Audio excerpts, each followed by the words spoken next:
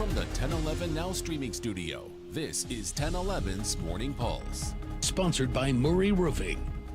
Good morning, I'm Danielle Shenk with your Morning Pulse for Wednesday, June 19th, 2024. A special group of students at UNL are diving into the past, preserving centuries-old documents and shedding light on the history of Juneteenth when slavery was abolished in the U.S. The students are archiving freedom lawsuits filed by former slaves in the antebellum South, challenging those they felt wrongfully kept them as property after they were freed. Students have traveled as far as Maryland for the 10-week project. It's a piece of lost history, and we're trying to bring something, like unearth it and bring it back to the public. Students will present individual case study projects at Love Library South on UNL's campus today from 1 to 3 p.m. as part of a special Juneteenth program. They will continue their research in Lincoln for another 7 weeks. Happening tonight from 5 to 8, Indigo Bridge Bookstore is hosting its first Juneteenth Makers Market. The profits will go to support Black artists and businesses. Indigo Bridge says it wants to give back to the community that supports them. Governor Jim Pillen has promised a special session on property tax relief, but the start date and his plan to secure 33 votes remains unclear. State lawmakers say they were surprised by the announcement and are skeptical about reaching the goal of reducing property tax bills by 40%. Governor Pillen can make the session as broad as he wants, potentially including the winner-take-all electoral effort, though his office says that idea hasn't been discussed yet.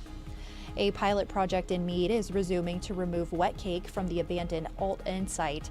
Newfields, an environmental engineering firm, says the goal is to find the most efficient way to remove and transport the wet cake to WM's Pheasant Point landfill in Bennington and to establish a path forward. The project is expected to last 5 to 6 weeks, but the wet cake removal is far from finished.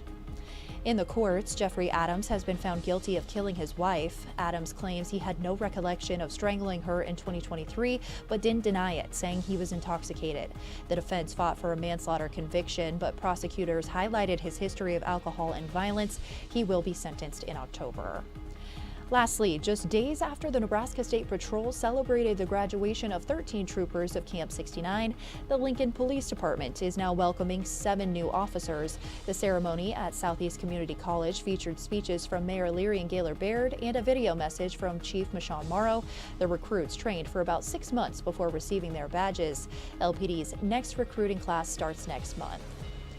Rounding out your headlines is a check of the 7-day forecast.